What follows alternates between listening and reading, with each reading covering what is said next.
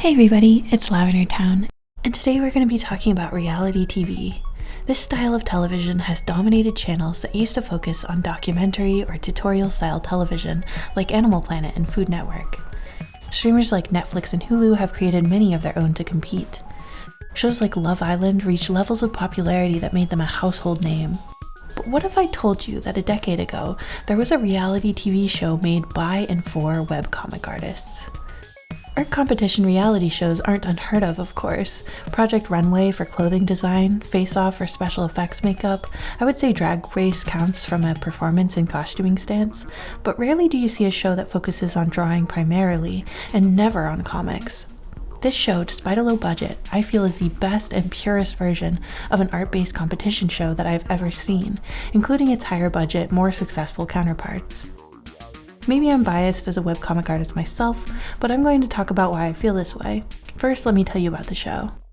Strip Search is a reality TV show created by Mike Krahulik and Jerry Holkins of Penny Arcade. For those unaware, before webcomics were dominated by villainous storylines and anime art, these guys were the faces of webcomics. This type of joke-focused gag strip, often focusing on nerdy interests like video games and pop culture, reigned supreme online, and Penny Arcade specifically became so well known and successful that they were able to make quite the business out of it. The PA in PAX stands for Penny Arcade, as they started this industry giant convention. Since the death of E3, PAX East and West are the last standing, real major games conventions in my opinion. They also created Child's Play, a well-known charity organization that provides toys and games to children in hospitals. They're also both originally from Spokane, which isn't really relevant to the video, but I did find it interesting because that's an hour away from where I grew up.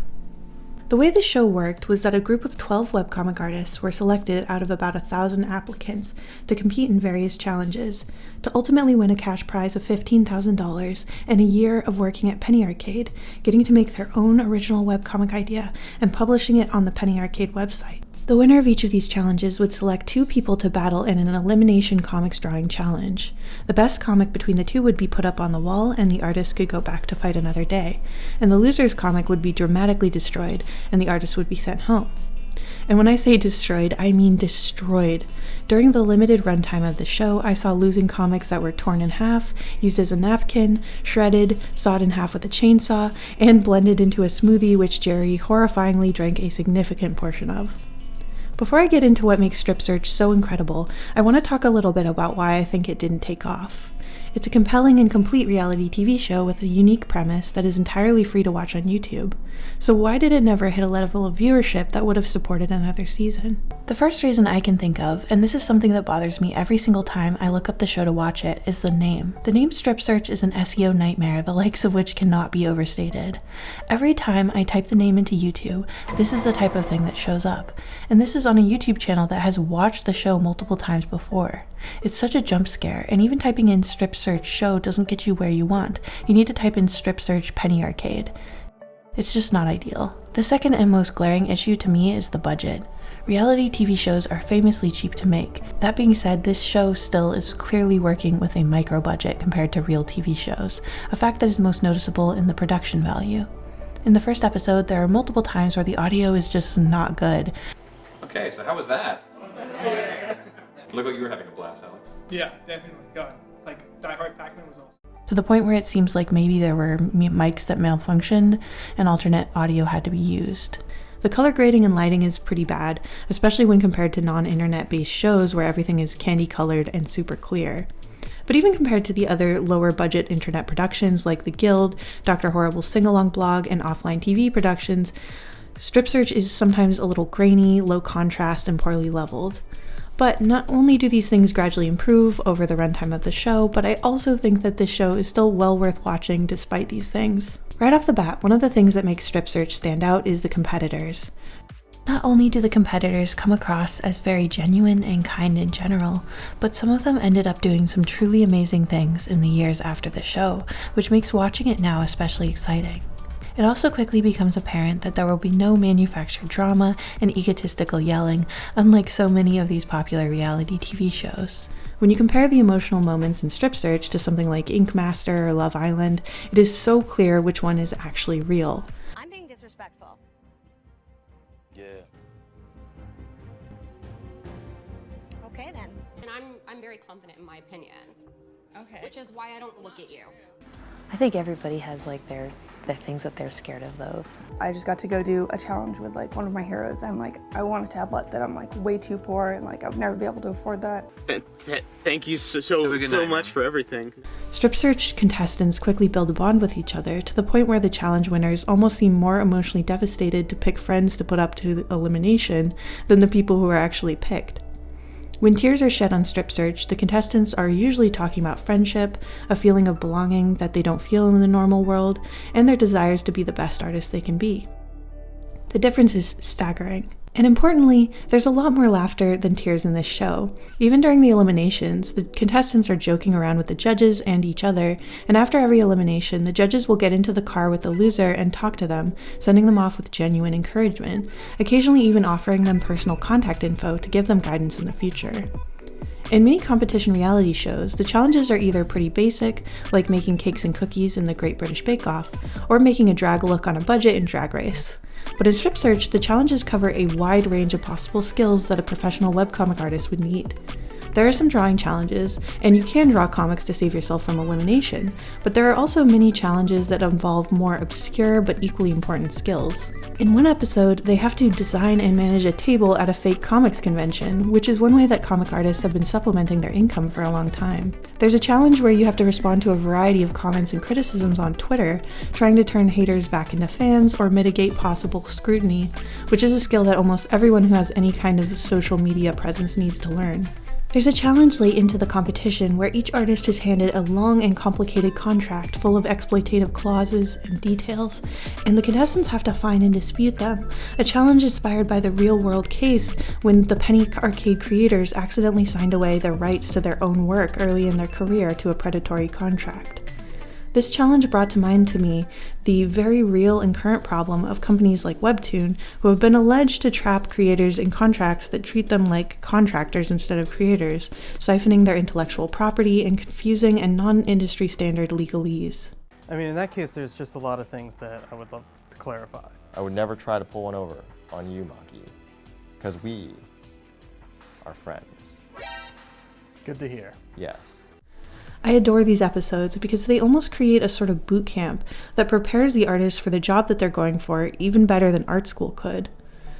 There are a few challenges that are largely irrelevant, and I do find them personally kind of a drag, in particular the ping pong episode and the kart racing, but overall this show has a dedication to the full reality of being a professional comics artist that few other shows of its kind can claim. The last major thing that I love about watching this show now specifically is that it's a time capsule. It is an unfortunate truth that the webcomic world online has changed significantly, and I think that it's not always in a good way. Look at the wildly different art styles on display on this stage. When you hear everyone talk about the comics they want to make, especially when we whittle down to the finalists, everyone has such a unique and different vision. Yes, there were a handful of people who came to the show wanting to make comics very similar to the dominant style of comic at the time, i.e. the penny arcade type of talking head pop culture comic, but a majority of the contestants were really doing their own thing. There were journal comics, science comics, epic fantasy stories, kids in peril episodic adventures, an ultra-detailed horror comedy comic, all of them unique with their own voice. I do feel a little saddened by the way that comics on a lot of hosting platforms now look and read so similarly. Many of them are corporate projects, where instead of a 1 or 2 person team who actually own their own IP, these are comics that are being mass-produced by huge teams of people, more similar to the way that mainstream industry superhero comics are made. Now, webtoon production companies work in teams of several artists who divide up the webtoon creating process. Everyone is a contractor, nobody owns their own work or can really control the end product. It seems almost impossible for a newcomer who works on their own to match the pace of these comics that are highlighted on most hosting sites now. So watching this show makes me feel nostalgic for the artist-led, endlessly creative feel of these early days of webcomics, where the medium really was there for people who couldn't get their stories out any other way. Deeply unique and personal works that you couldn't find in the gate-kept worlds of movies, TV, and big publisher industry comics. Now that we've covered the pros and cons of this decades-old series, let me run you through a quick summary of the episodes. In episode 1, we meet everyone, and like with most competition shows, this is where the cast will be the biggest and the hardest to keep track of. There's a large range of backgrounds, with some of the contestants already having art jobs, like Katie, a storyboard artist, Lexi, a freelance illustrator, and Erica, the only professional webcomic artist. Others have other jobs, some of which they had to quit in order to participate, like Amy. Some are still students, like Abby. Everyone comes off as pretty awkward and introverted at first, lingering around the room and making small talk, in a way that is a lot more relatable to me at least than most reality shows. They play what's called the fax machine game, but is really just a classic icebreaker where everyone swaps writing what they see drawn and drawing what's been written until the sketchbook is full of a telephone-style breakdown of images and descriptions.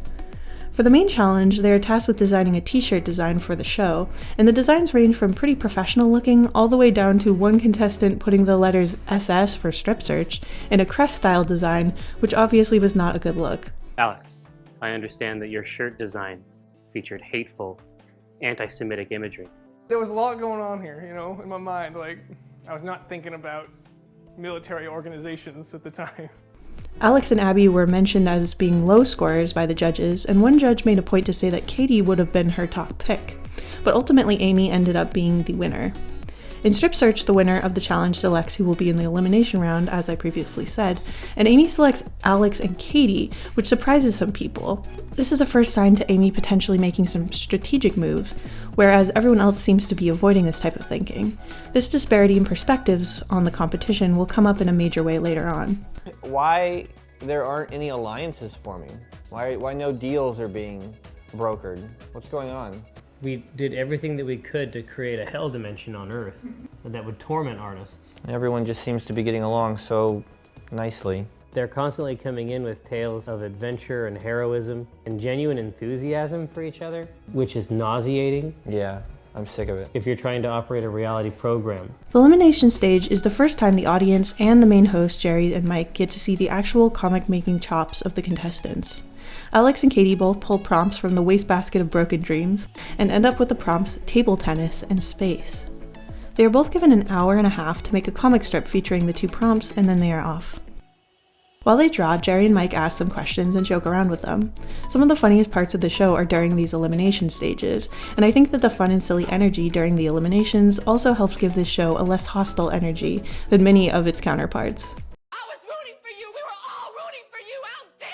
Say what the Art's subjective, you know, it's something that everyone's gonna look at and see something differently. A cat is just nothing other than an atrocity. Mac, does anyone love you? I'm engaged, so hopefully. Engaged to what? My career. I want more cats and all the D I can get. After they finish their comics, Mike and Jerry send them away and critique them. Here are the two different comics. They take it very seriously, and it's clear that Katie's is on a whole different level.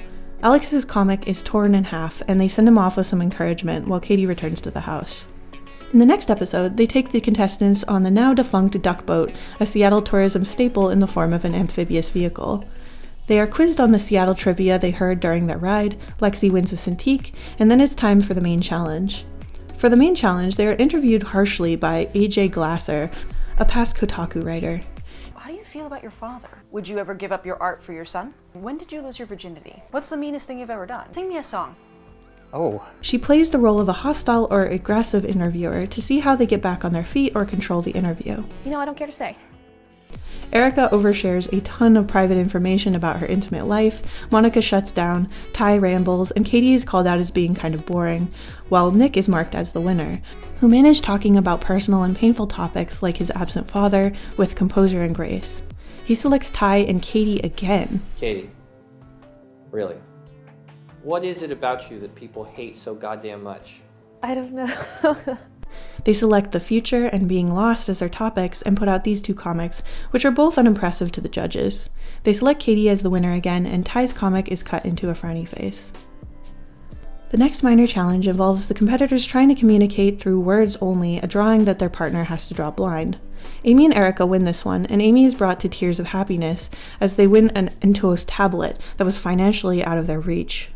The different money situations for the contestants are an interesting topic in the show, and Strip Search doesn't wince away from it, most notably in Abby's case. You have a scholarship because you know so much about animals?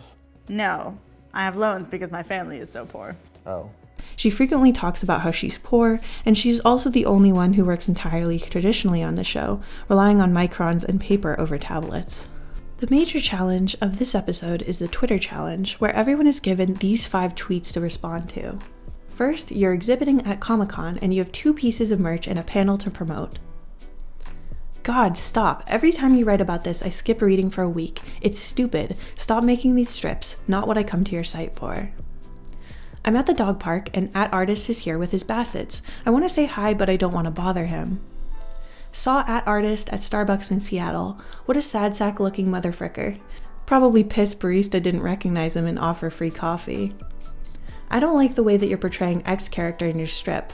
People are complex, they're not stereotypes. You just lost a reader.